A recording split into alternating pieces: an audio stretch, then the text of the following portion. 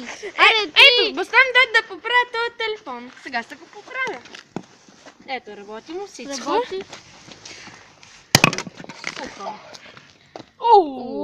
Чек, гори, не може да се запали. Майко! Както виждате, това нещо... Дами и господа, видяхте ли какво стана в този момент?